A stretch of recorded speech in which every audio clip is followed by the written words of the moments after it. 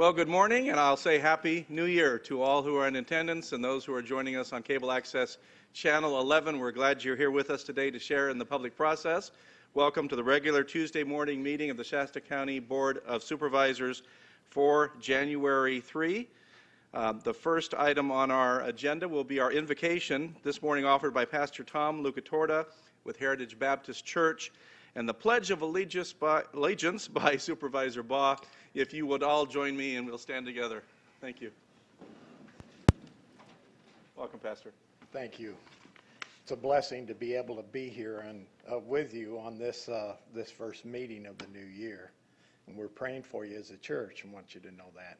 Let's go to the Lord in prayer. Our Father, we thank you for this time now that we're able to meet together. We thank you for our great nation and the blessings that you have bestowed upon us. And we recognize that it's never by our own strength. You have blessed us as a nation as we have honored you. And we ask, Lord, that you might be honored today. You said in your word, Lord, that the state of a nation is preserved by men and women of understanding and knowledge. And that's why we come before you today, because we recognize we need you and we need your wisdom to help us in the decisions that are made. We pray for each of these supervisors. We thank you for them, Lord. We know that they're a gift from God, and we thank you for them. And we pray, Lord, that you would use them today. May they have each one wisdom. And then we thank you for their families too, and we pray for them that you might preserve them and watch over them and protect them. And we ask these things in Jesus' name. Amen. Amen. Amen. Please join with me in the pledge. I pledge allegiance to the flag of the United States of America and to the republic for which it stands, one nation, under God, indivisible, with liberty and justice for all. Thank you, Pastor Lucatorta. We appreciate your being with us as well.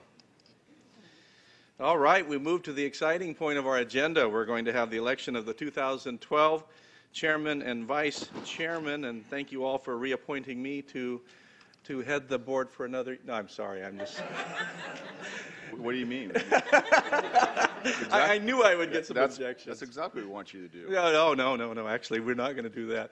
Before we do the official election and vote here, I just want to take the time to thank this board, first of all, and the staff that I've had the pleasure to work with as chair. I want to tell you that through the last several years, we all recognize the fact that these are not easy times in the United States of America, in California, and especially in rural Northern California. But the folks that you have elected on this board have done one tremendous job. I want to tell you it has been a pleasure. Thank you. Let's encourage that.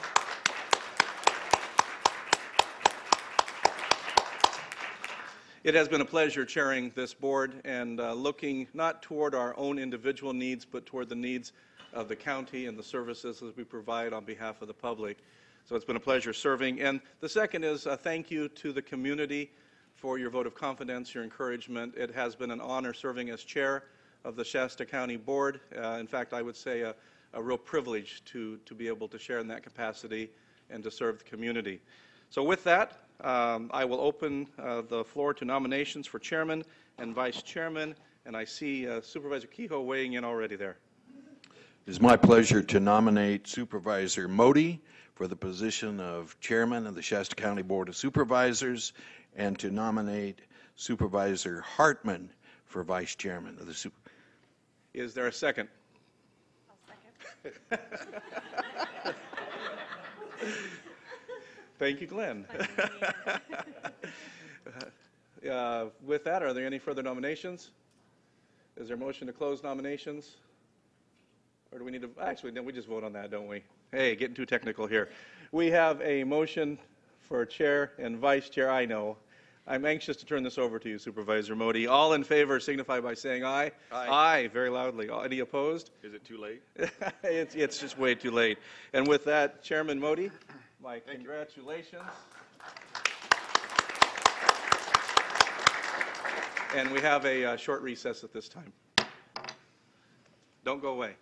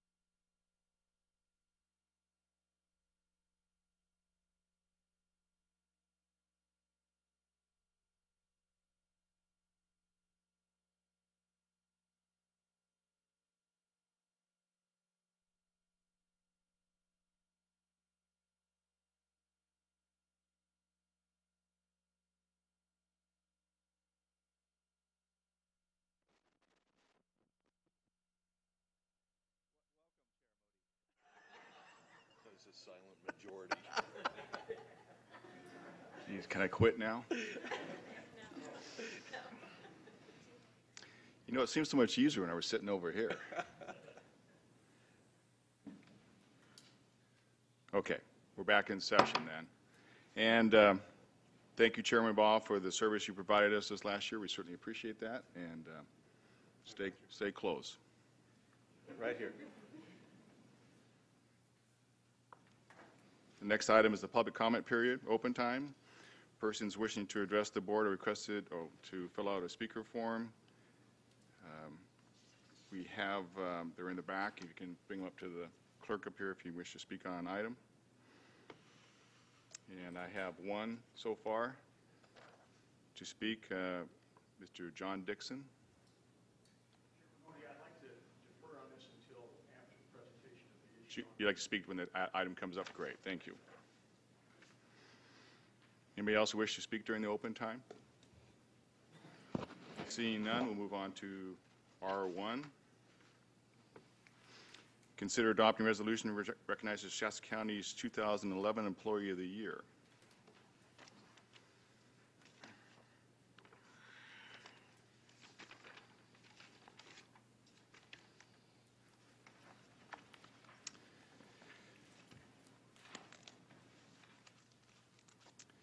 It's my pleasure to read the resolution for the Employee of the Year for 2011. Lisa Heffley, Personnel Analyst 3, Department of Support Services. Now, therefore, be it resolved with Lisa Heffley, Personnel Analyst 3, Department of Support Services, is hereby named Shasta County Employee of the Year 2011. And be it further resolved that Lisa is an exemplary employee who possesses a commitment of high ethical standards and excellent customer service. As coordinator of the countywide recruitment program, she is the go-to person when departments have questions about recruitment process and related policies. Whether in her role as supervisor, team member, trainer, or project leader, she garners respect for her positive can-do attitude. Lisa is a good role model for other employees and encourages them to achieve and promotes their development. Her attention to details, dependability, and professional attitude adds up to an excellent employee who is worthy of the Employee of the Year recognition. Motion to accept. So moved. Second. Moved and seconded. All in favor? Aye. Opposed? Carries unanimously. We now have our Department of Support Services, Director of Support Services, Michelle Schaefer, to talk about her employee. Thank you. Good morning. Happy New Year, everyone. It's very much an honor of mine to come up and recognize one of my employees as Employee of the Year. I actually had 3 employees who were Employee of the Month through 2011, so it was quite exciting. And the fact that one of those 3 were chosen to be Employee of the Year by the committee is very much an honor for her and for myself. I think it shows that the department as a whole is doing what we're asked to do by the county, and that is to provide support and the specialized services that we do for them. Lisa definitely, as the resolution says, is a can-do person. We can pretty much throw any project at her and she gets it done. She's been able to really support departments this year in some difficult recruitments where we either get 250 applications and narrowing it down, or we get none. And how can we work through and get more creative in our recruitment processes? And Lisa has been very creative, and we've been able to really work through a lot of those issues that we had over the last year. She comes to work every day with a smile on her face and supports her staff. We've had lots of changes this year in our department, and she just takes the bull by the horns, as they say, and gets it done. And we know that the things are going to happen that need to happen. So I really appreciate her very much, and I appreciate that we can give her this honor. I think this is a wonderful program that the county offers. And so without further ado, I'll bring up Lisa and recognize her with the recognition she's due.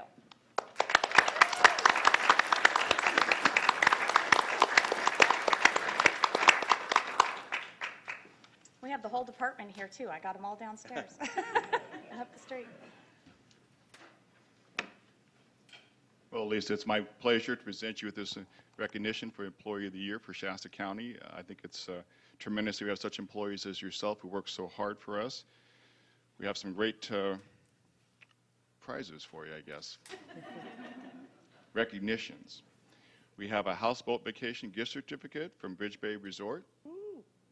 We have a $250 cash from the department head forum, and $100 from the mid-management bargaining unit. Wow. As well as I mentioned, it's my pleasure to present you with this recognition plaque for being the Employee of the Year for 2011. Thank you, Lisa.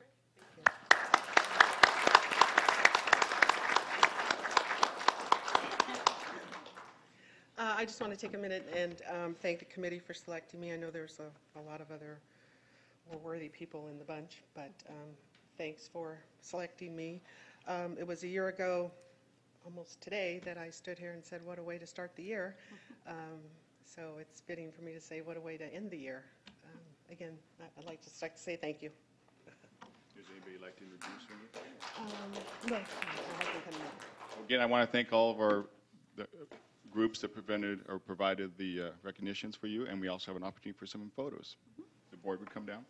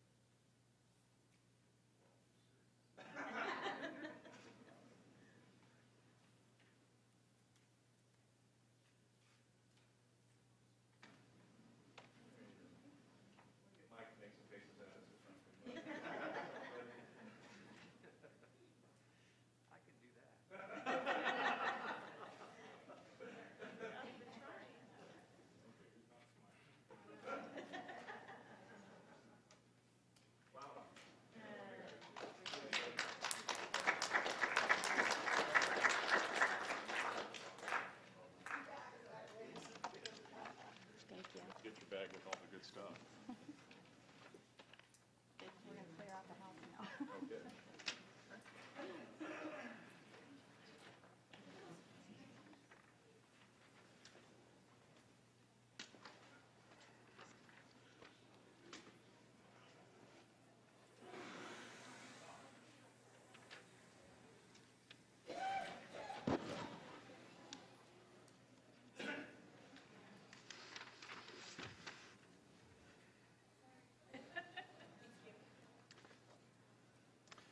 Next to the consent calendar, the following consent calendar items are expected to be routine and non-controversial. They may be acted upon by the board at one time without discussion.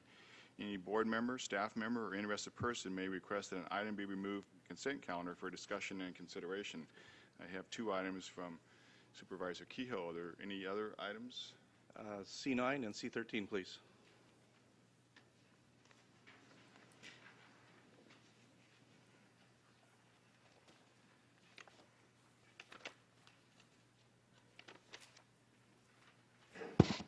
so I have C5, C9, C13, and C16. Is there anything else? Anything from the public? Seeing none, pleasure of the board on the remaining items. Second? Moved and seconded. Any other discussion? All in favor, signify by saying aye. Aye. Aye. Opposed? Motion carries. We'll start with C5, Mr. Kehoe. Thank you, Chairman Modi. C5 is the expenditure register, and I'll initially direct my question to Mr. Lees. Mr. Lees, we haven't seen this type of an expenditure before, and I'm looking for a little background information as to what this expenditure is about. This, ladies and gentlemen, is $718 to be paid to the Bernie Lions Club for Derby comp tickets. First of all, to explain, the reason this appeared on the claims list is because we did not have the proper documentation supporting this particular expenditure. So that's why it is on the claims list. Now, I think that you want to know exactly what it is that we're doing here.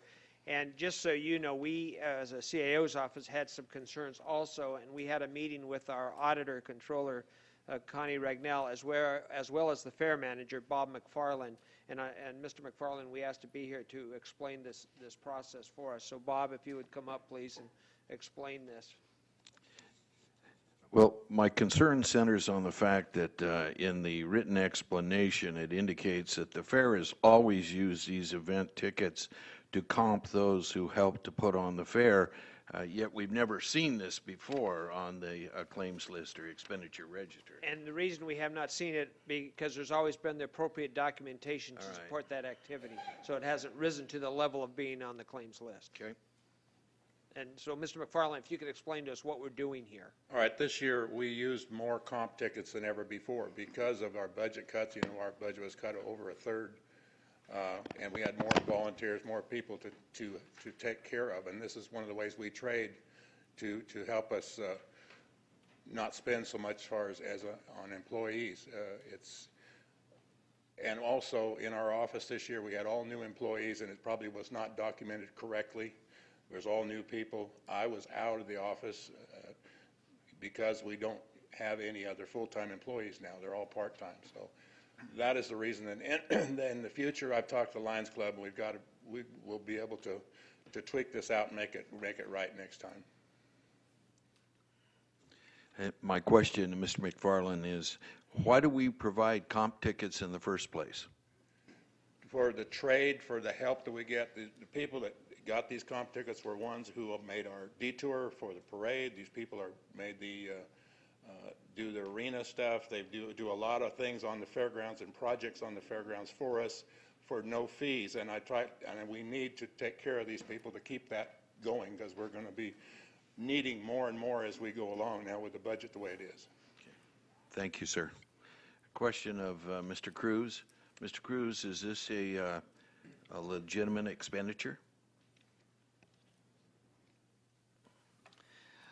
It's certainly fine for, I don't know all the details of this particular situation, but it's certainly fine to provide for consideration for particular services, any sort of compensation, whether it be monetary or otherwise.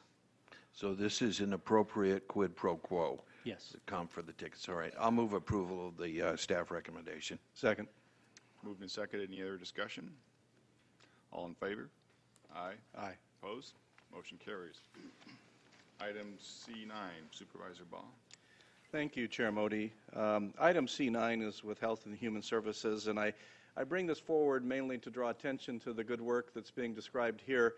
This is a collection and disbursement of finances that help our seniors and, frankly, those who struggle, I would imagine, especially during the winter months, to provide some heat for their homes. So I'd like you just to explain a little bit about the program and use this as an opportunity to thank those who put together the Power for Seniors luncheon. Sure.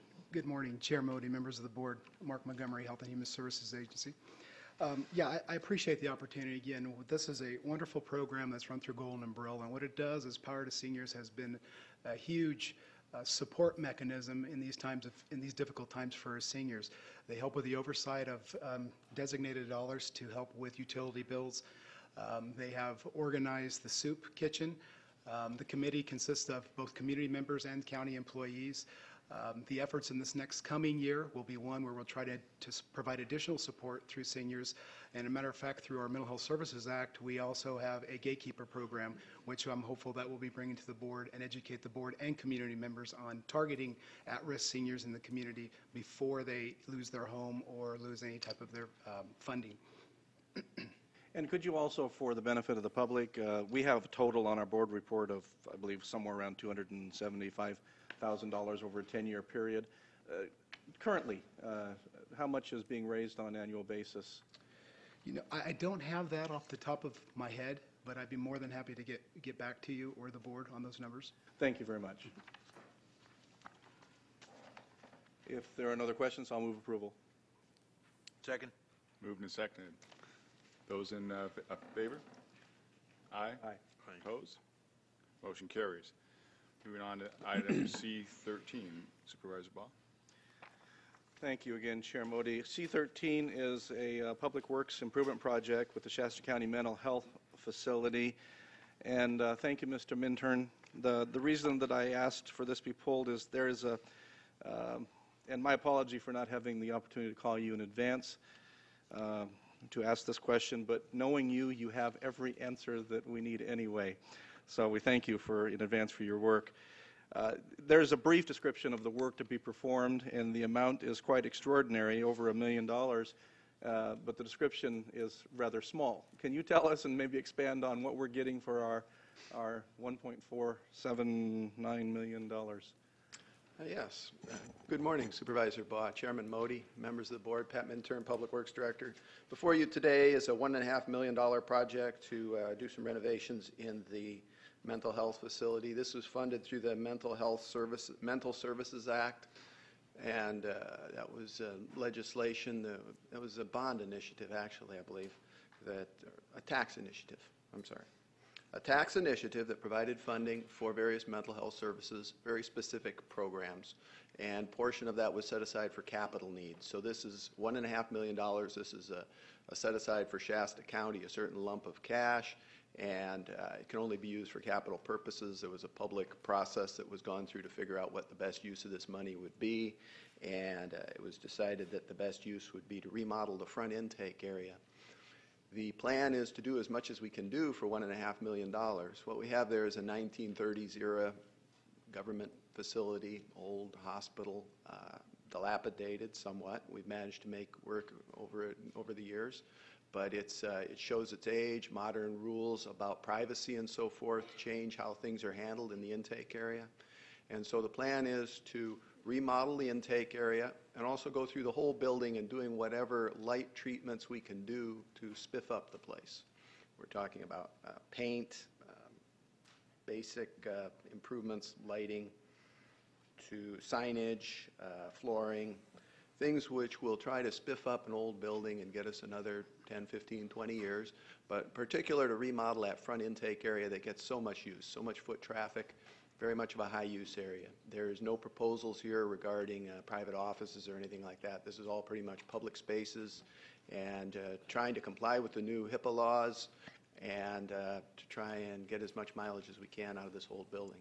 There was a committee of folks that were involved in putting together the final proposal. Mental health staff was heavily involved, and Dr. Montgomery might be able to add a little more insight into exactly why what was recommended. But it's a basic remodel, and we're going to try and get as much as we can, designing to the budget of $1.5 million. And thank you. I wanted to make sure we drew out the focus of the improvement, that it was intent on improving public services, and at the very end, the user is the one that's going to benefit from this remodel. Yes, sir. Thank you. I'm going to move approval. Moved and seconded. Any other discussion? All in favor? Aye. Opposed? Motion carries. Thank you. The next item is C16, Supervisor Kehoe. Thank you, Chairman Modi. Ladies and gentlemen, C16 is a report to the Shasta County Board of Supervisors regarding Shasta County facility impact fees. I'm going to direct my question to Mr. Lees. Mr. Lees, I call your attention to, it looks like the third page of the staff recommendation, The second paragraph under introduction relative to public protection, and it reads as follows. This fee is to generate revenue for public protection facilities needed to serve new development. Public protection facilities serve both residents and businesses within both incorporated and unincorporated portions of the county. And I bring this up when viewed in juxtaposition with agenda item R3, which is the Shasta County Sheriff's Office AB 900 Phase 2 financing application for construction of a new county jail. So, how much money has been generated relative to this line item for public protection from the incorporated areas of the county? Zero, and I'd like to add some explanation to that.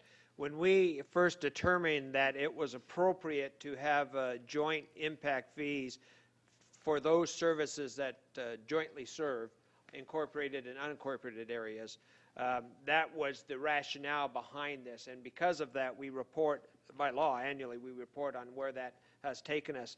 Now, to give you an example of that, let's take the jail, since that's what you've made drawn a comparison to.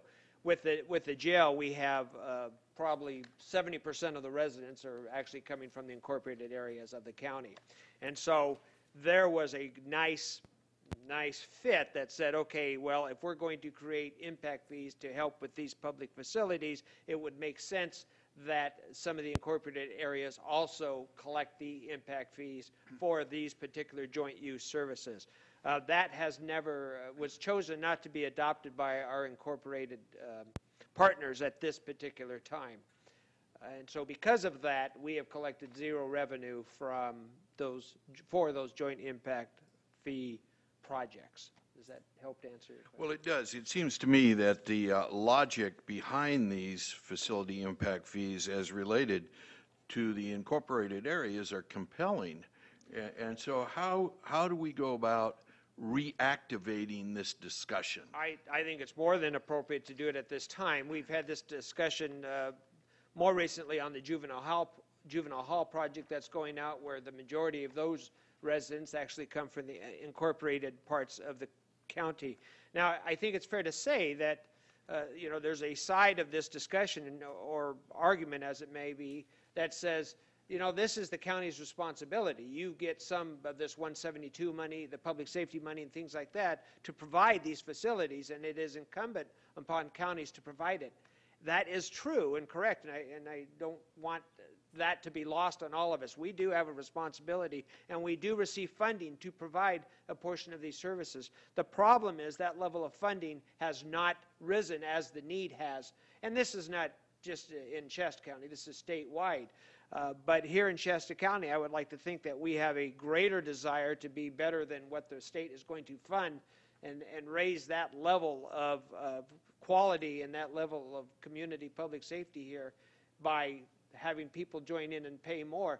Currently, we are paying more here in Shasta County. Our budget, our revenue that we put into public safety is probably $5 million more, $6 million more than we need to, than's required by law.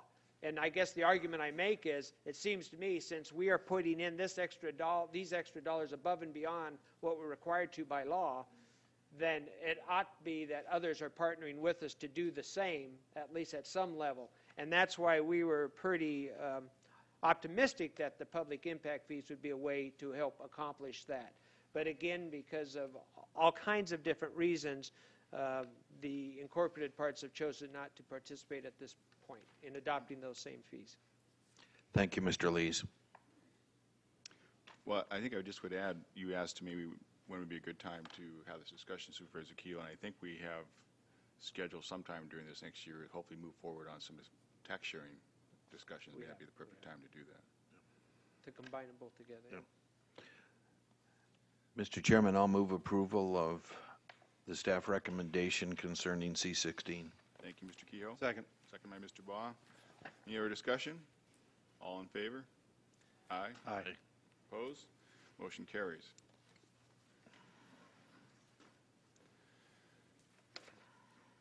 Moving on to our regular calendar, R2, Administrative Office Board of Supervisors reports.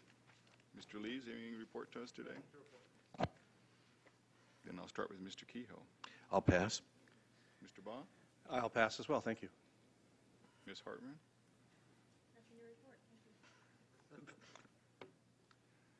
This is way too easy. Well, I will just report on two quick items. One, the Joint Audit Committee met during the month of December. Supervisor Ball and I attended and went over the county's audit and made some recommendations for their proposals for the next audit. And also, we met, the Regional Transportation Planning Agency met and discussed a number of items which are available to the board members if they want to look at the packet upstairs. Moving on to R3, Law and Justice, the Sheriff. Consider adopting a resolution which authorizes basically an application for $33 million for a new jail facility. Sheriff Basenko. Good morning, Supervisor Modi and members of the board. Happy New Year. Whoever. It works. It works. Let me get my paperwork organized here.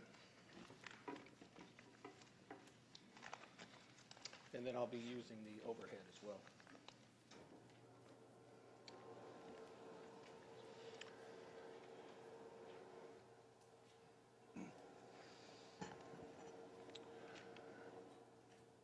Before you today on the agenda item is a report. The state has made nearly $603 million available for local jail facility construction.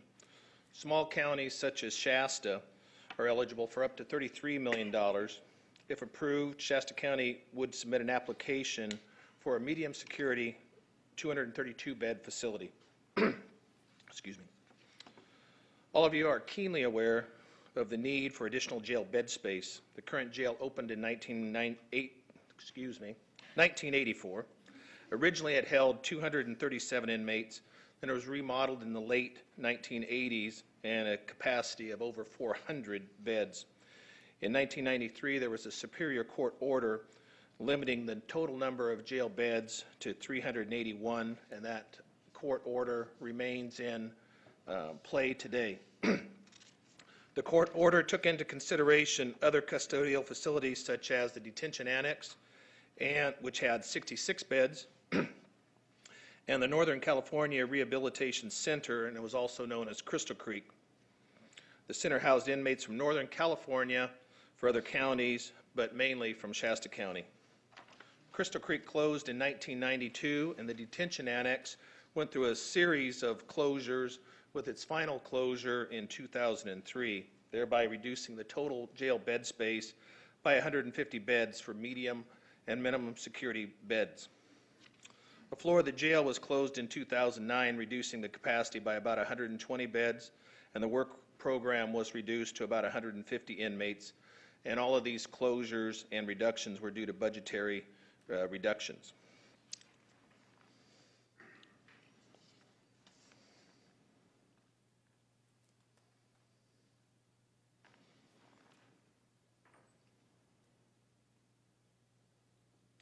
During the same period, 1993 through 2010, jail bookings have increased dramatically. On the left side of your monitor is, starting with 1993, there were 9,842 bookings, and this last year for 2010, there were 12,580. That's an increase of about 30%. And you can see that through 1993 to date, that generally they have increased. There was a small area through the early 2000s, but they did have some small increases there, averaging in the high 11,000s for bookings.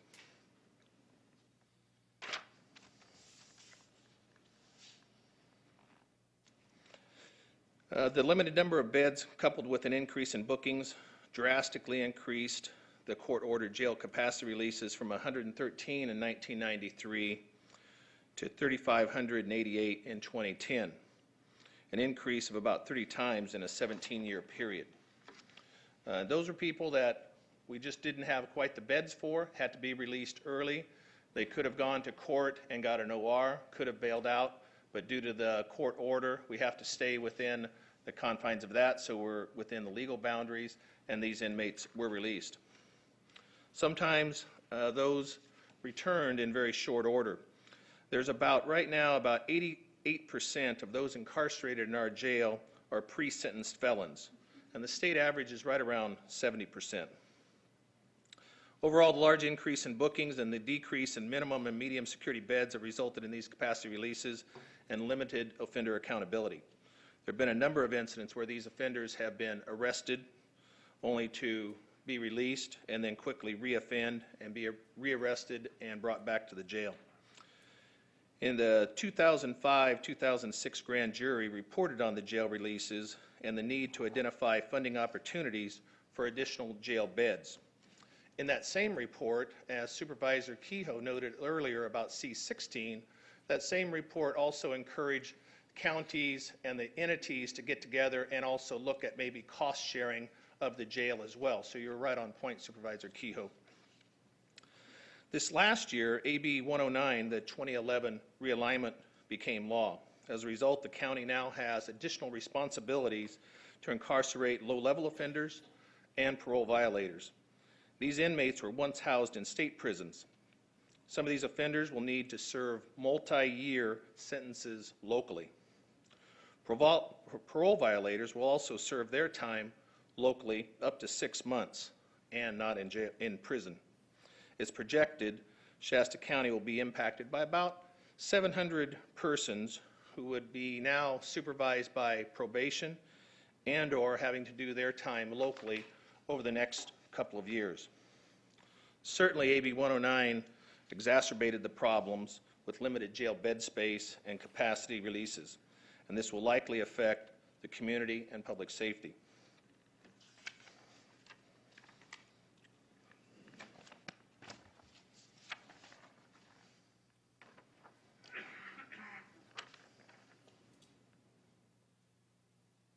Let me see if I can bring that down for you a little bit.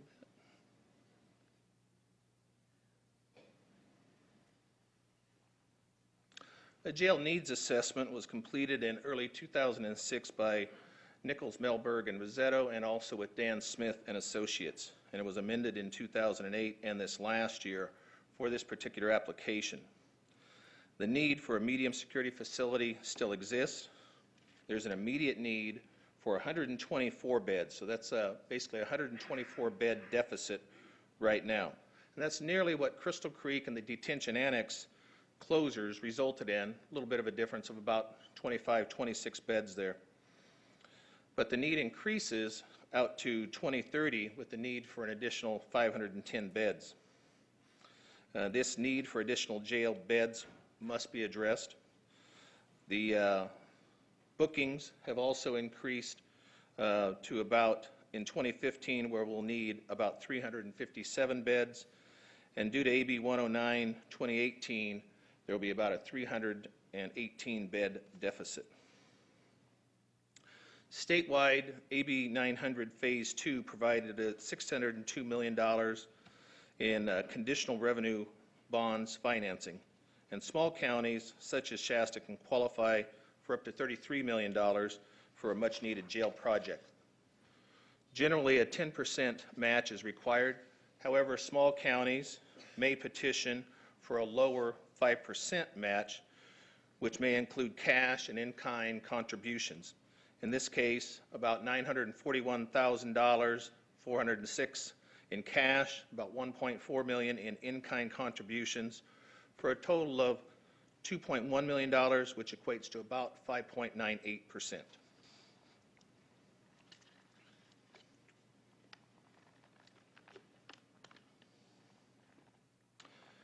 In addition to the financing application, the county must execute and submit a resolution that contains specific criteria. And the resolution must include authorization to submit the application, signing authority, assurances the county would adhere to financing criteria, and the county will appropriate county contributions. The facility must be appropriately staffed within 90 days of opening. However, this does not mean that it must be fully staffed. The county also must control the project site, and fair market value appraisal of the project site must be done. The estimated cost for the 232-bed facility is approximately $35.1 million. This includes the county's cash and in-kind matches of $2.1 million. Cash flow is a very significant concern to the project. In addition to the $2.1 million match, the county would incur some upfront costs, such as architectural and project management costs, of about $4.2 million until reimbursed by the state. That reimbursement can take about 2 years. However, we would be receiving up to $33 million for the project. Over the last few weeks, I've had discussions with Ms. Palin from the CAO's office. She was going to have a conversation with Lori Scott, our treasurer, to see if we could take out some short-term loans within the county to have the upfront costs of that $4 million while we're waiting for it to be reimbursed. However, that discussion hasn't taken place yet. She doesn't have that information, but at least we're exploring those options. A source for the total amount of funds has not been identified, and since AB 109 has a significant impact on the county and the available jail beds, a potential source for the necessary funds could come from the AB 109 realignment funds the county receives. And the county will be receiving about $22 million over the next 3 years, and I'll present a proposal to the County Community Corrections Partnership Executive Committee regarding this. Other sources of revenue, there is about a $500,000 annual bond payment for the current jail, and that will be expiring in the next few years, and that could be some additional funds. Operational cost for a facility is estimated at about $6.1 million annually when fully staffed and operational. 3.4 of the $6.1 million would be for salaries and benefits and needed staffing. However, in talking with the Corrections Standards Authority, both the CAO's office, staff, and myself, the county is only required to staff the portion of the facility that is in use. It is not necessary to have the facility fully staffed upon completion of the project, and that was one of the criteria that was in AB 900 Phase 1, in addition to a secure reentry facility. AB 900 Phase 2 does not require that fully staffed within 90 days, nor does it require a secure reentry facility or mini prison. That was objected to by myself and the board in years past. There's been correspondence with the Corrections Standards Authority on this, and we also have an email. And I intend to have a staffing needs assessment upon completion of the architectural plans to define the staffing needs and work closely with Dan Smith and Associates. They're part of the consultants on jails and staffing needs to ensure that we have the right amount of staff, but more importantly, not too much staff, because that costs money. The city managers of Anderson, Redding, and Shasta Lake, and the chiefs of police for Redding and Anderson support the application. The local regional state parole office, the district attorney, and chief probation officer also support submitting the application. And executive directors of the Women's Refuge, Youth Violence Prevention Council, and the Greater Redding of Commerce also support submitting the application. My staff and I have worked closely with the Public Works Department, and I thank Pat Minturn and Eric Wiedemeyer, and also the staff from Nichols, Melberg, Rosetto, and Dan Smith and Associates, and the CAO staff for putting this application together. The CAO supported the submission of the earlier letter of intent, which allowed us to have the application, and he also supports the submission of the application. There are some caveats, of course. If we get down the road and we can't afford the staffing, there are off-ramps built into this award to where the county is not obligated to move forward and can still stop the process. The board recognized the financial opportunity and benefit when presented with SB 81 that allowed funding for the new $17 million jail or juvenile hall with an investment of matching funds of about $2 million. The AB 900 provides nearly double that amount for the same amount of the investment of about $2 million. Such funding opportunities are very rare at best, and when the jail was built, there was no such funding opportunities. As a result, the county had to finance through bond measures of its own, which are about paid for now. The county should not miss this opportunity to provide construction funding for a new jail, improve offender accountability, community need, and public safety. I recommend and encourage approval of this report. That concludes my presentation. Questions? Thank you, Sheriff. Any questions of the Sheriff at this time? I do have some requests from the public to speak. I'm seeing no questions. Oh, yeah. Supervisor Baugh? I'll go ahead and jump in here. Sheriff, thank you very much for your report. I appreciate your effort to move forward and provide the answers. After all, the state of California keeps imposing upon us mandates without answers, and the one thing I appreciate about you is you continue to attempt to provide those answers. So just right off the top, thank you for that. I see this being divided into a couple of areas, mostly centered around the word cost. So I'll start with the actual cash part of that cost. The money involved, dividing it into three sections. You mentioned a $1 million match in terms of our cash portion. What have you identified to be able to provide that $1 million? The only identifying funds that we have right now is either reserve or contingencies. That would have to work with the CAO's office. And I know that money is very, very tight. And then also, Ms. Palin is going to be in discussions with the treasurer regarding a potential small-term loans. And that was the second part of it. You mentioned the cash flow. It's about $4 million, and the potential for short-term in-house loans. Since Ms. Palin isn't, and they haven't had that discussion yet, maybe we could ask Mr. Lees to weigh in on that thought process. Yeah, actually, that discussion has taken place. Okay. And currently, the Auditor Controller's Office, and that was a couple weeks ago, or maybe a few weeks ago actually now, but currently the Auditor Controller's Office is researching that to determine the availability of being able to do that. And so we haven't heard back from that yet. But yeah, it looks like it could be potentially a way of doing this. It would be similar to dry period funding that this board undertakes for smaller community services districts, where we upfront them some cost to get them through their particular budget year, and then we get that money back to fill those coffers when the taxes come in. This would be similar, except that we would be relying on the state to reimburse us for that. This is the state of California? Yeah. The one that's $15 billion in the hole. Yeah, that's the one. That's the one. Okay. So, well, but I bring that up on purpose, so you know the differences between this. Whereas with the dry period funding, we actually have a guarantee that we're going to get it because we are the holders or the collectors of the property tax. The guarantee is probably not as strong, although we have no reason to believe they wouldn't fulfill their commitment.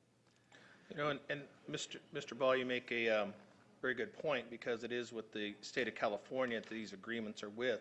And these funds through AB 109 are not constitutionally guaranteed. Presently, CSAC and CSSA are working on an initiative process to try and have those funds that we're receiving from AB 109 protected, so they're not on the chopping block in the future. And also, some of that $1 million, if approved by the executive committee for the CCP, that may be able to come from there. Thank you.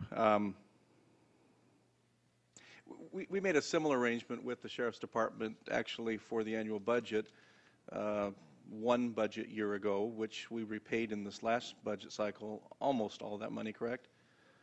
In terms of... It will be by the end of this year. By the end of this budget cycle. So we do have similar arrangements. Correct.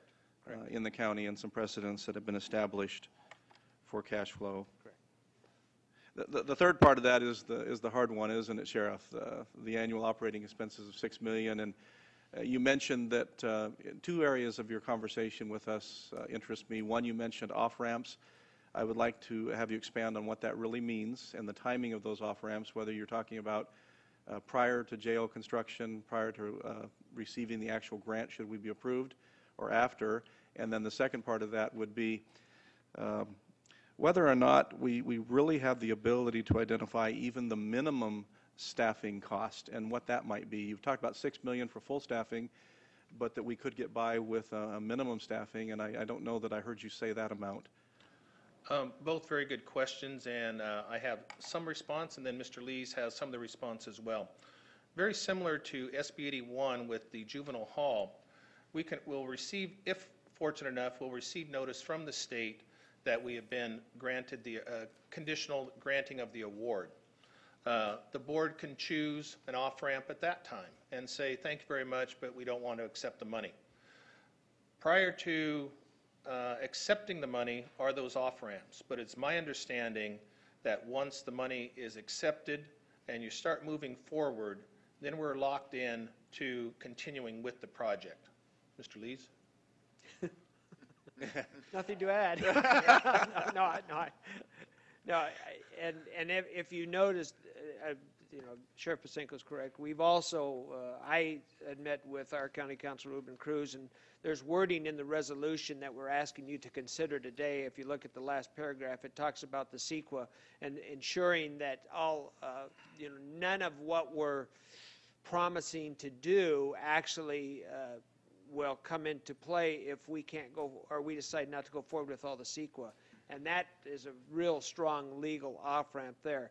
But keep in mind, we have to come back to, we have to bring this back to the board and say, yes, we want to ask you to accept the grant. And you have that option to always say, no, we choose that not to accept it at this time. And I think the real question that we're probably going to get to at some point, and I'll wait till it's asked if you prefer, but it's, what do we think is going to be different in 6 months than today, whereas we believe there's going to be some additional operating revenue to fund this. I'm not as concerned with the loan part of it, or even a little bit concerned with the revolving cash account, because the state is not as good about making those timely payments. We're having some success with our juvenile hall project, and if you look at SB 81, which is our juvenile hall project, that is basically the exact same thing we're doing here with AB 900. And because of that, we're seeing where it has worked with the state, so I'm encouraged by that, and they're upholding their commitment so far. The real question comes to what's going to change here in 6 months to help provide $6 million to operate this, and why, as a CAO, would I be saying, yes, let's go forward with the application if I didn't think there was going to be an opportunity. And I am supporting the I am supporting the application because Tom carries a gun. But no, I am absolutely supporting the application at this point, because the state has become more and more flexible. And here's an opportunity. The need has been clearly demonstrated by Sheriff Pasenko, and here's an opportunity to where we can match our $2 million with $31 million from the state. And because of that, I think it's a good investment and it's a good deal for us. Again, not just to get the money in, but because we have demonstrated the need for this use. The problem comes, of course, in the operation, and I will maintain my standard language, which is we will not spend money we don't have, and not only will we not spend money we don't have, I won't recommend that, we won't borrow money for the future, especially for ongoing operating costs. It's just we cannot put our children in that type of situation, even though the state and feds seem to have no trouble with that. So based on that, why would I go forward with this and say, yeah, let's go forward with this at this time?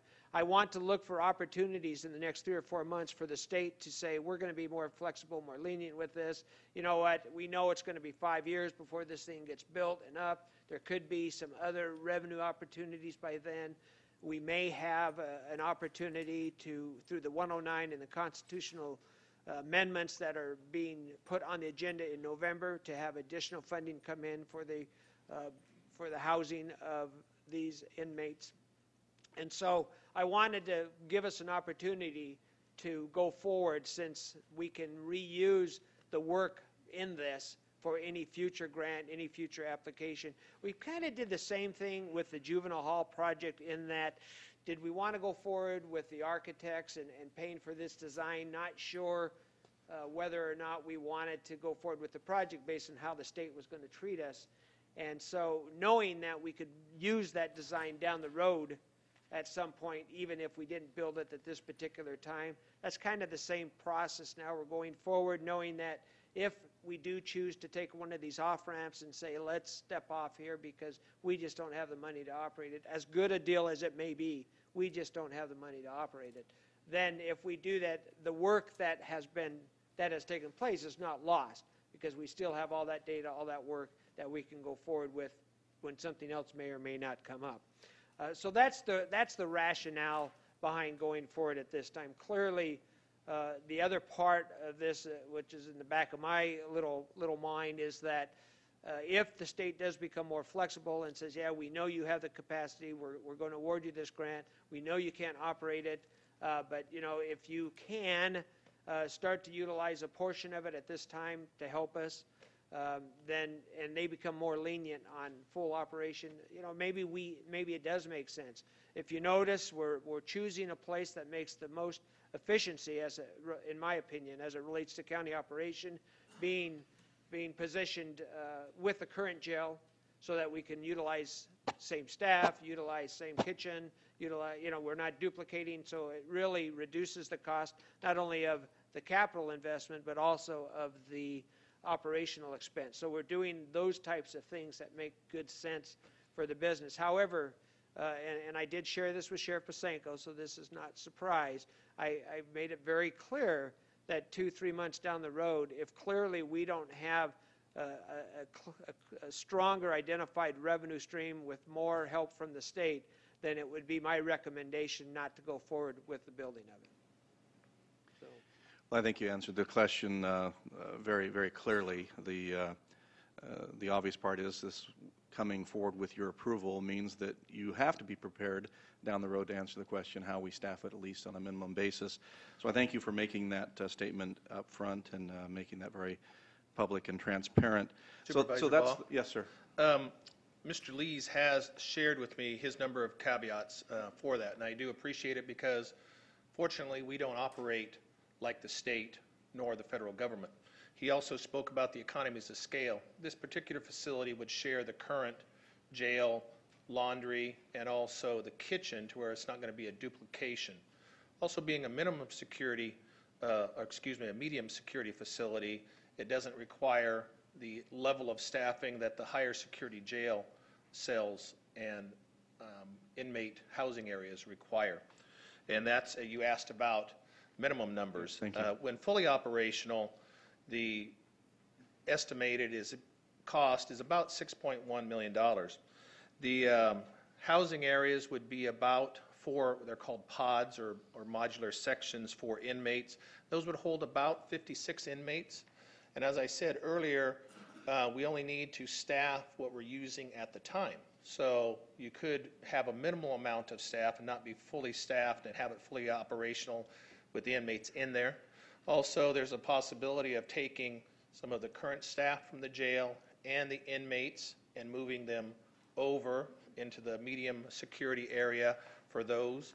My dilemma is that I get weekly reports on the jail, and right now we're usually running in excess of 92% of capacity every day, and then that's where all these capacity releases come from.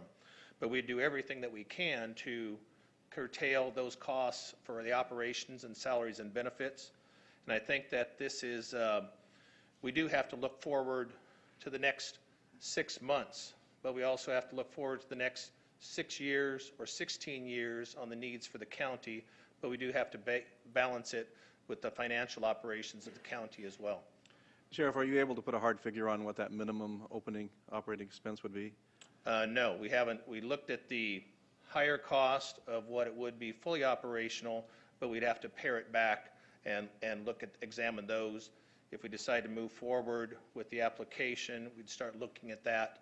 And a lot goes with the design of the housing units of how staffing goes about also. Well, very good. The second part of my question, I mentioned there's two types of cost. The first type of cost, obviously, the hard dollars. The second cost, and I'll ask the question of you, is what is the cost to the community if we don't move forward?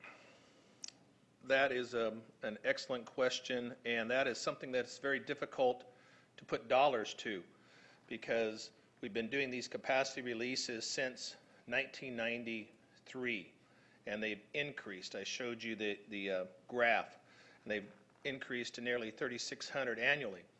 There's a cost for the police departments and for the other law enforcement agencies when these offenders are released and they go back and reoffend. Cost in their staff time, court time for the district attorneys, and for the public defender, as well as the probation department. And then also there's a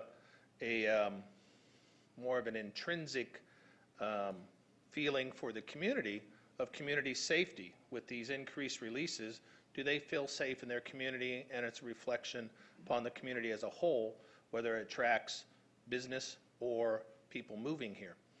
And so that you really can't put a dollar figure to, but it has an increased cost when you are unable to incarcerate all the people that need to be incarcerated.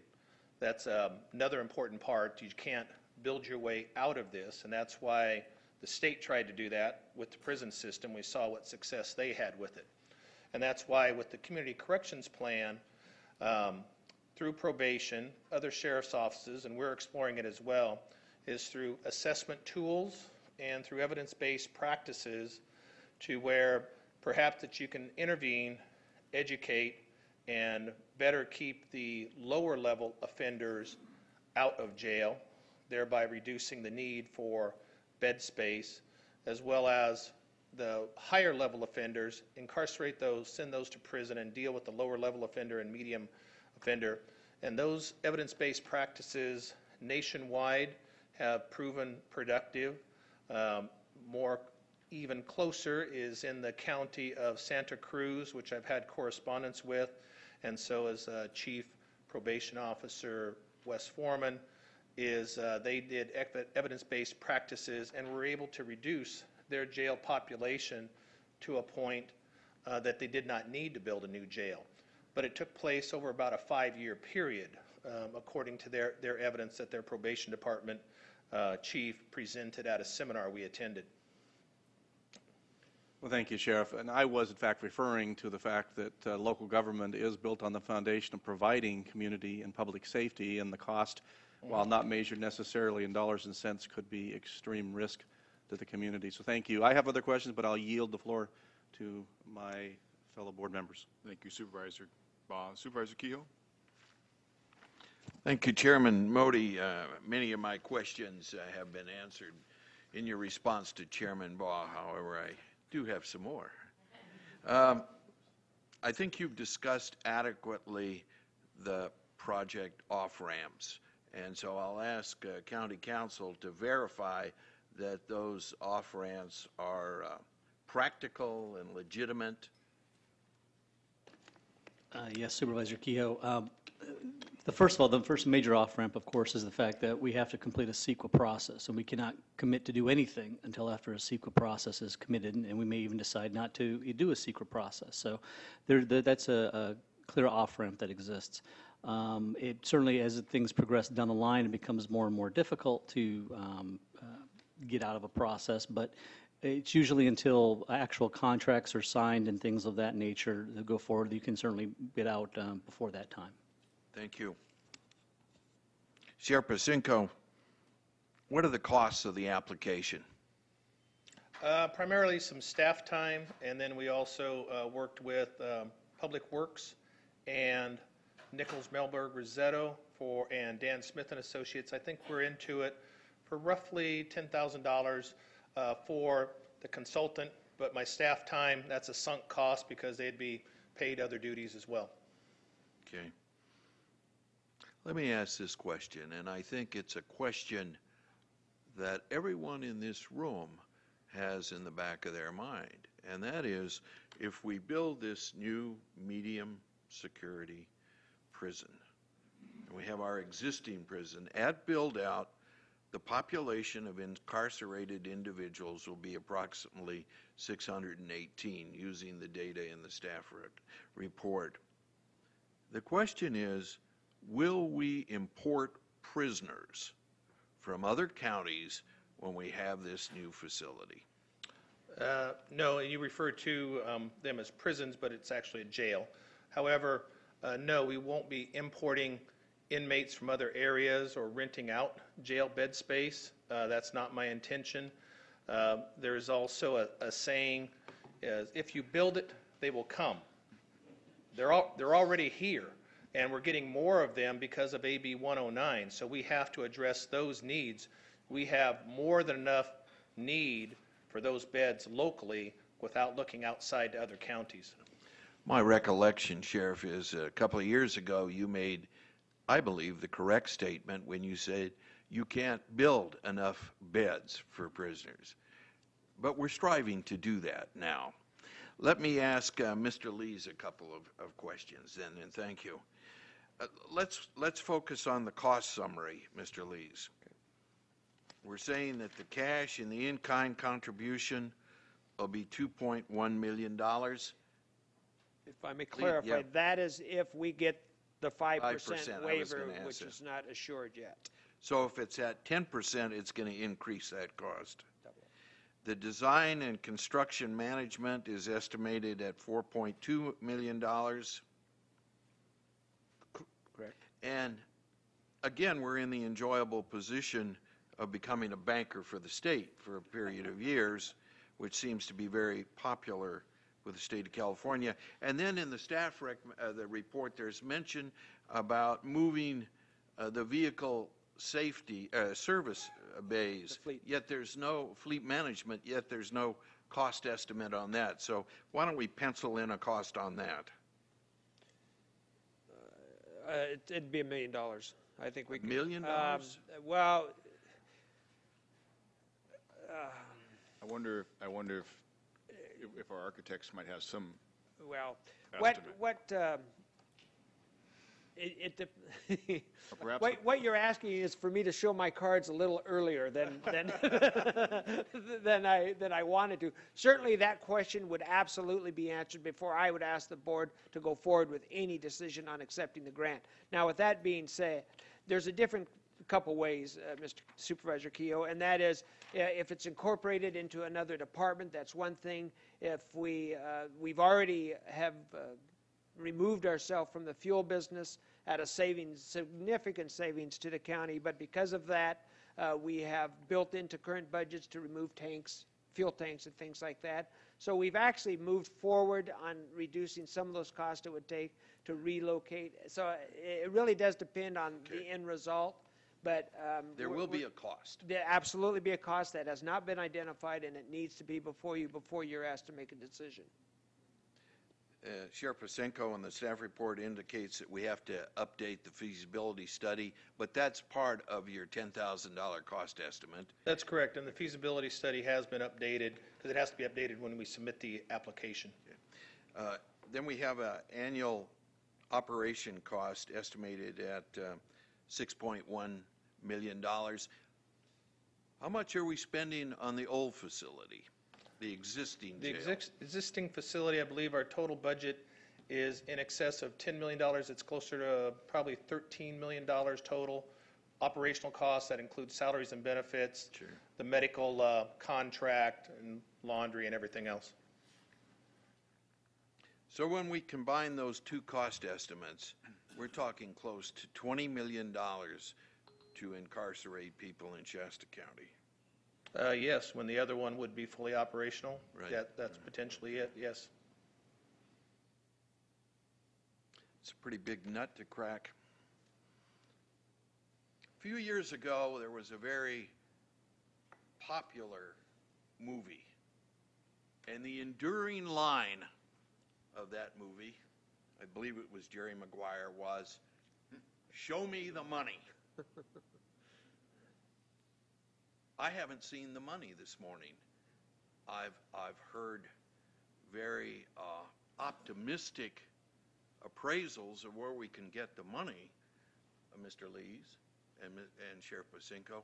but there's no concrete source of the money. And so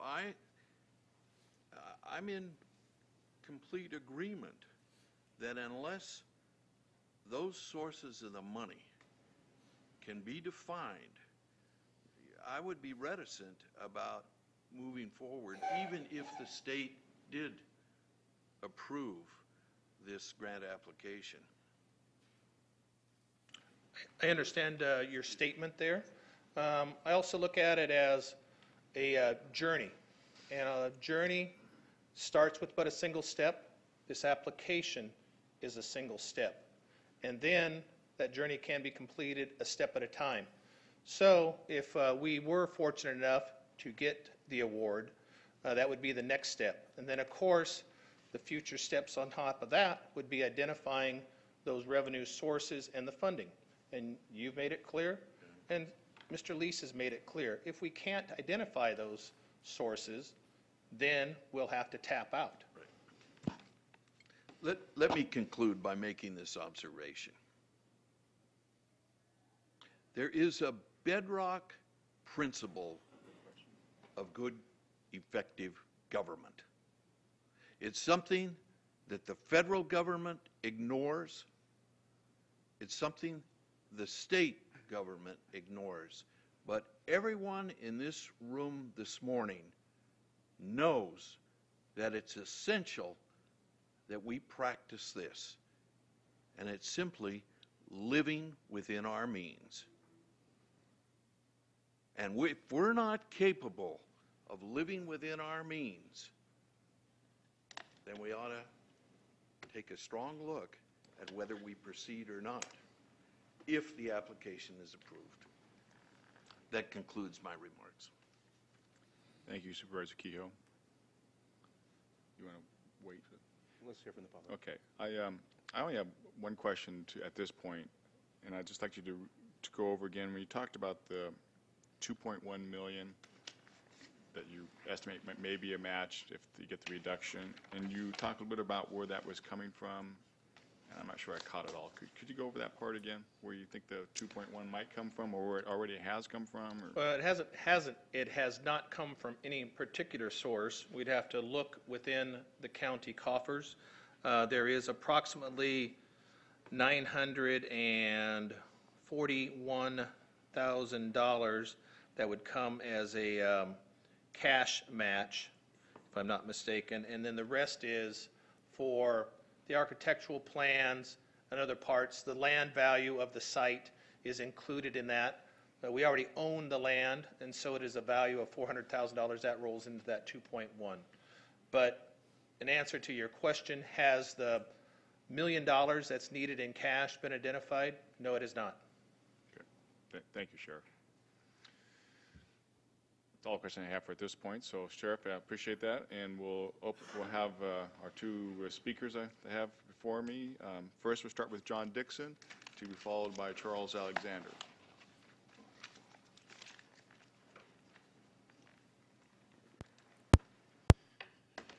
Chairman Modi, supervisors, staff, fellow citizens. First of all, I want to say I'm not here to make Sheriff Pasenko's job any more difficult than it already is. His stated need for a larger facility to cope with the realignment issues is real and true, and there's no doubt about it. Certainly, the old saw that the sheriff mentioned, that build it and people will come, is certainly true in this case. Sadly, the other truth is that the state, while providing construction money, will not commit to ongoing funding for its operation. That is going to rely on the citizens of Shasta County to pay for. And that is the major issue that you folks have to consider here today. 2 years ago, the state offered $30 million to build a reentry facility to house short-term CDC inmates. They used lies of consideration, and I'm right there. I can support what I'm saying, but we'll just let it lie. Lies of consideration. To try and get through, and it failed. We'd better be very vigilant concerning this offer. Also, when it is a big, empty, unfunded jail, the state could reclaim it and run it as their own mini prison in Shasta County. And I don't think that's exactly what we want. I'd like to propose to the board that they appoint a Citizens Advisory Committee to look into this proposal and try to resolve some of the issues before we commit to a course of action on it. The red flags are there. We all need to heed them and pay attention to what's going on. That's basically the statements that I had to make about this, but I have a couple questions that I'd like to ask the sheriff if I could. The application cost seemed to be just kind of breezed over there. There is an application cost up to this point, but there also is going to be an ongoing proposal cost of building this application along with the various agencies. There's going to be outside sources that are required. I'm just wondering what this is going to cost for the proposal to actually be presented to the state. My second question would be specifications of inmates. Will this new facility house strictly state CDC assigned inmates, or will there be an overflow from our own county inmates? The difference being, if it's a county assigned inmate who has been sentenced here in the county for a county crime and would be doing his year or whatever, or is it going to be specifically only for those CDC parolees and things of that nature? I'm just wondering. And the last point, I had a long conversation with Dave Nichols, the head of the Northern California Parole Division here for the state, and he was saying that the reason that the state of California's recidivism rate is so high, higher than anywhere else in the nation, is we have no true rehabilitation processes in the CDC system. Is there going to be, in this new facility, consideration for rehabilitation of inmates, and are we going to do anything to improve the condition so that when they get out, they won't be going back? That's all. Thank you very much for listening, and I hope you guys are good on this. I want to say one other thing. I'd like to thank Supervisor Kehoe for his truly fiscal conservative support of or approach to this issue. And I hope you all do the same. Really pay attention to the numbers on this thing, because it's going to be an expensive proposition. Thank you. Thank you, Mr. Dixon, and we'll address your questions to the sheriff when he comes back up. Mr. Alexander? Thank you for the opportunity here today to address the board on this matter of the proposed auxiliary jail facility funding application. I was gratified to see on page 3 of the staff report that no reentry facility would be required as a condition of funding. Now, considering who we're dealing with, the board et al. It would behoove the board et al. To hold the state's feet to the fire on that one. As I recall, during the phase 1 application process, the reentry facility was not required, but encouraged. And that so-called encouragement was merely requirement under a different name. So it would behoove us to hold their feet to the fire as to the non-requirement this time around. Other questions remain, primarily dealing with staffing feasibility. The sheriff has identified, apparently, some AB 109 funds, although some of the other involved agencies participating in the CCP might be expected to not be so amenable to the idea.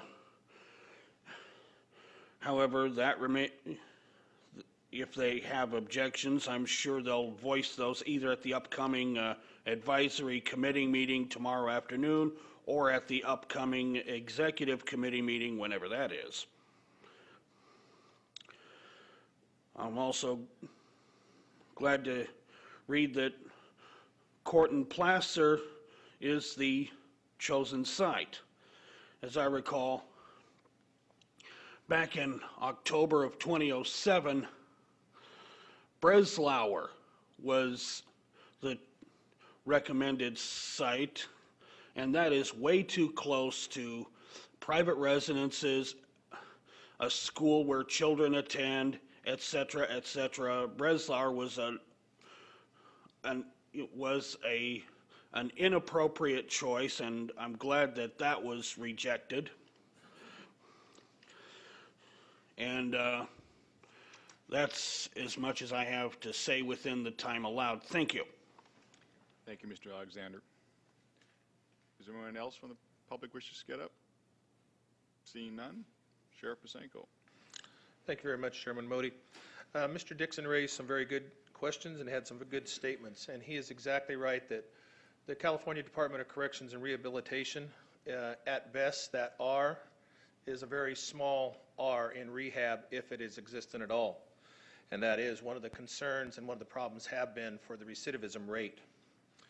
Within this particular facility and the current jail, we do have programs to work towards reducing recidivism, and that would include alcohol and drug programs, educational programs for people to get a GED or their high school diploma, and also anger management plans. We would be working closely under the Community Corrections Partnership that was developed a few months ago and approved by the board to expand those programs with assessments and evidence-based practices. And this particular facility, if it is able to move forward, would also have programming space in each of the housing units for people to come in and provide those necessary services. If this facility did not move forward, we would still be using evidence-based practices and assessment tools and programs in the existing jail and within our work release program as well. He asked a question if this was going to be used to house CDCR inmates.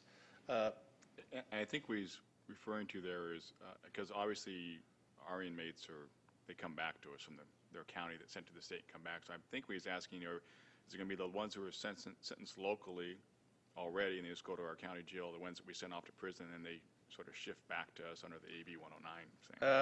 That falls under the infamous answer, it depends. The state prison inmates still go back to state prison. However, under the realignment plan, inmates that are formally would have been sent to prison, lower level offenders, also referred to as the 3 nons, come back for county responsibility. So in the past of where you did a drug violation for possession of methamphetamine or for a burglary and you'd be sent to 3 years state prison, now those crimes you're required to do at the county level. Additionally, so basically no state prison inmates would be using beds there. However, under the realignment plan, those individuals that are under state supervised parole, if they have a violation, say a technical violation that they tested positive for drugs or they did some other violation of the terms of their parole, if they're a low-level offender, they have to do their time by AB 109 in a local facility up to 180 days. But serving an actual prison sentence, no. And do you think there would be, I think their concern was, would we be shipped state prisoners that, came from another county but were being housed in the state prison, but because of their overflow, they said, oh, you know what, Shasta County's got some extra space. Do you see that happening? I do not see that happening, and that would come at the charge of the sheriff, and we would not accept state inmates to do their time here locally other than what's required by law, such as the parole violators. And then also Mr. Alexander referred to the AB 109 funds. I'm not naive that I'm trying to take all of the AB 109 funds, but it can certainly be a discussion with the executive committee that do we want to carve out a piece of those funds for the project, whether it comes for the building or for the operations of the project. More importantly are those funds going to be available long-term without the constitutional protections that we're looking for at the state level? And then also on the site, the early discussions under AB 900 Phase 1 did include a potential discussion for Breslauer. However, through further discussions, the site at the corner of Court and Placer was decided upon, and then also later the board developed a county plan for the campus here and for the Breslauer complex, and it was decided by the Board of Supervisors to have any jail facility, additional jail facility, placed at the corner of Court and Placer. I think the other two questions came up when was are there any additional application costs? I think that's, between now and I think next week when you have to submit it. Other than just my staff time that are spending some time on it and putting the final touches on it, no. The biggest cost was the updating of the feasibility study and the housing part of it. That has already been done, and we used essentially the boilerplate from the last jail feasibility study and then just updated it. And then one other reference was to this, could this be converted to a state prison down the road because, quote, they own it? I don't know the legalities of that. That might be a county council question, but I don't believe so. If we defaulted on any of the payments, that could be a whole issue there. The non-legal opinion? Yes, I'm going to give you the correct answer. I'm kidding. It depends. It depends. Keep in mind this process is such that, and Sheriff Posenko addressed it towards his last statement when he said, there are lease payments and agreements for us to comply with all the terms of the agreements, which you haven't seen any yet because we haven't gotten that far down the road. If we were in violation of any of those agreements, the state does have the ability to take that back. And so that is an important factor to consider. They have the ability because they're paying for this from revenue bonds that they're going to be selling, and because of that, they have to hold title or own the land. Now, they're going to lease it back to us to use, but and they don't want it, believe me. At this point, they don't want it. But that is something that, you ought to be having in the back of your mind that, who knows what the state's going to do in 10, 15, 20 years from now. So the potential is there. Thank you, Mr. Lees. Supervisor Hartman. Thank you. I don't have any questions. Thank you for your information that you've provided to us today, Sheriff Posenko. I believe Supervisor Kehoe did a fine job of expressing the concerns that I know we all share, as well as the community, on how we would fund this. But I also feel that the numbers of persons that need to be held accountable and incarcerated are going to continue to go up. And this is an opportunity that I believe we certainly need to explore. I'm comfortable that we do have the off-ramps needed. I know that you, Sheriff Posenko, and Mr. Lees will do everything possible to try to find a way to fund this because it is a need. So I would move approval of the staff recommendation. I'm going to second. Go ahead. And then under discussion. Mr. Dixon mentioned the subject of rehabilitation, and that's actually one of my favorite subjects. I've often felt that if we could slide 1% of what we spend, Marta and I have had this discussion. You've made it very, very public in your public health, mental health discussions, that if we could slide just a few dollars to prevention, we would, in terms of down the road in society, we would have a tremendous advantage. And I want to mention a letter that I received. I forwarded it on to CAO Lees that came from Bud Hancock, who is the president of Restoration Enterprises. And what they do is they take folks that come from our local jail, they pay them a small wage, minimum wage $10 an hour, they train them to become mechanics, and when they are qualified, they give them a reference and they send them on to other jobs in the community that perhaps maybe at that point pay a few more dollars and maybe even have a benefit. I had the letter from Mr. Hancock said thank you to Donnell Ewert from our Public Health Division because of his willingness to think out of the box and consider alternatives. I just want to say that out loud, and Marty, you're here. that I want to, as a supervisor sitting here as an elected official, just thank you and your department and pass it on. I think we need to see more creative ways as to how to deal with the subject of recidivism, because that is the looming target there.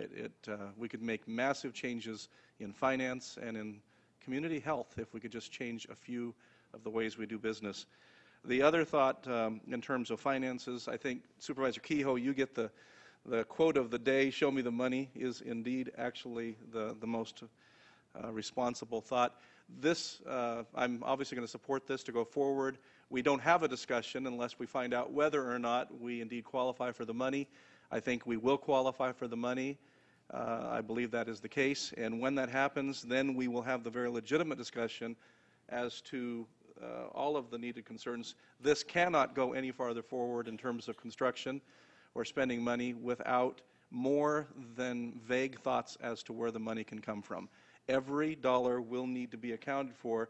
I think the future, we can't nail down what's going to happen 4 or 5 years from now. We could assign some hope to a small portion of what the future holds, but the majority of it, in my mind, needs to be real dollars that are tracked down through available and existing resources. Otherwise, it becomes a grant that we receive and we're qualified for, but we can't do a darn thing with it because we have no ability to march forward and pay for the operating expenses.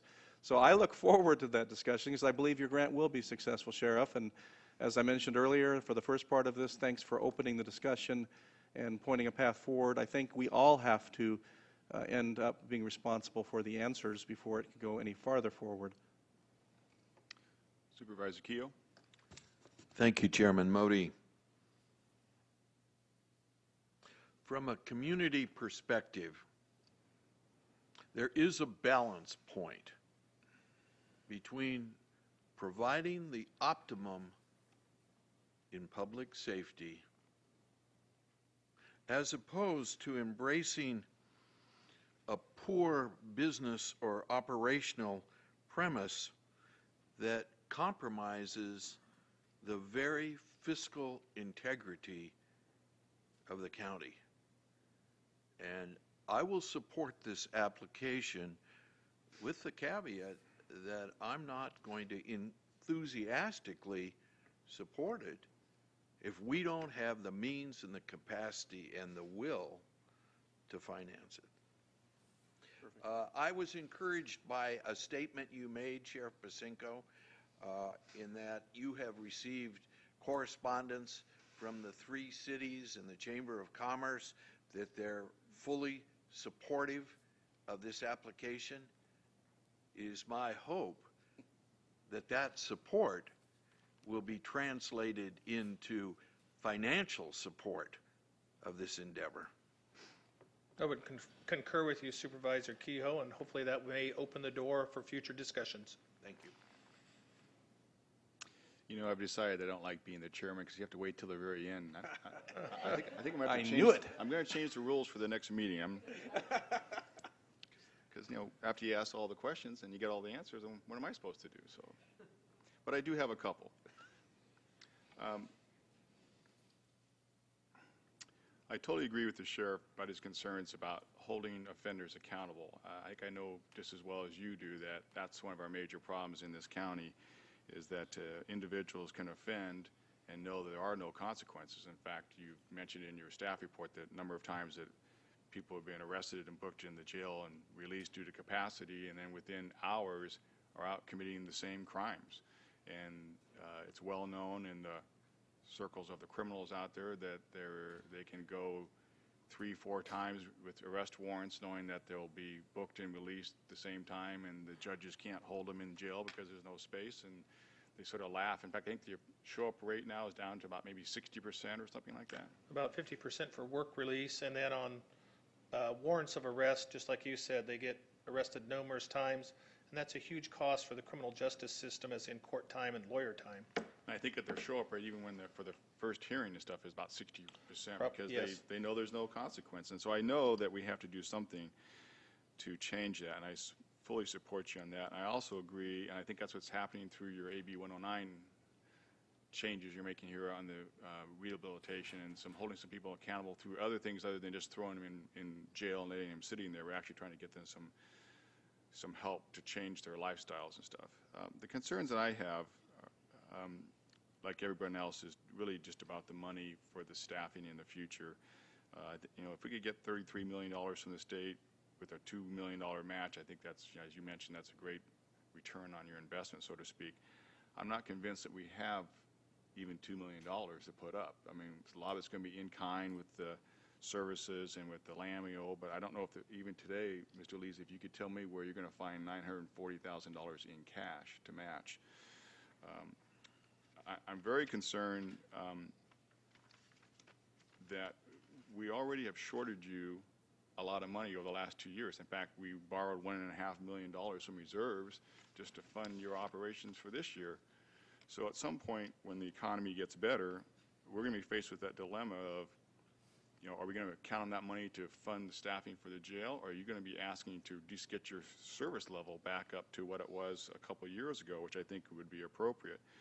So already we know we're going to be basically $1.5 million in the hole for staffing costs just to start with. So really, Mr. Lees, you got to come up with $7.5 million worth of funding at full build-out, full operation. So Write the check. So I think you're going to have your work cut out for you. I support the effort of going through with this thing and trying to find out if we can be eligible for the funding, but I totally agree with Mr. Kehoe in that if I don't see, I need to see some real positive examples of how this is going to be funded or how you're going to shift staffing or something to fund this operational in the future, because I don't know that we could commit even $3 million of future staffing in the world we are in today, knowing that even your AB 109 monies are suspect of what the state might do. Did you have any other comment, Mr. Keel? Yes, one final observation. Okay, I'll let you go ahead. Go ahead, Mr. Keel. Thank you. Sheriff Pasenko, Mr. Dixon made a comment as to the value of assembling a blue ribbon citizens committee to take a look at this. And I point out under the application process that the application has to be in by 5 p.m. on January 11th of this year. So I think that probably forecloses on any opportunity to involve people. That'd be correct, Supervisor Kehoe. However, we do have our County Community Corrections Partnership where the public can attend and make comments there. And of course, my staff and I are always available to the public. And when will the next meeting be for your? We're having an advisory committee meeting tomorrow, and there is no date set yet for an executive committee meeting. Okay. The last comment I have was just was brought up about the location. I'm actually not really in favor of the location of this thing. We've had that discussion, although I do understand your reasoning for, well, actually, I guess you and the board prior to my arrival here picking this location because you can share the laundry facilities, the kitchen facilities, and that's obviously going to save you some costs, and I assume also probably the medical contract. So my concern is that the location leaves really no room for anything, I think, in the future for when someday down the road when you have to do something else other than take over some other county facilities here, and I do worry about that a little bit, but it is what it is. And so any other comments for discussion by the board members? Then I have a motion and a second. All in favor? Aye. Aye. Opposed? Motion carries. Thank you, Sheriff. Thank you very much for your vote on at least this portion of the step of this journey. Thank you.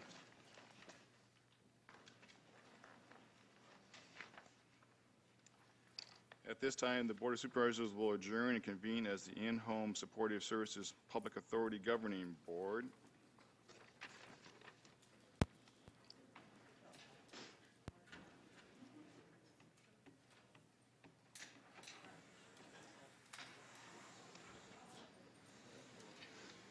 So we have one item today, that's to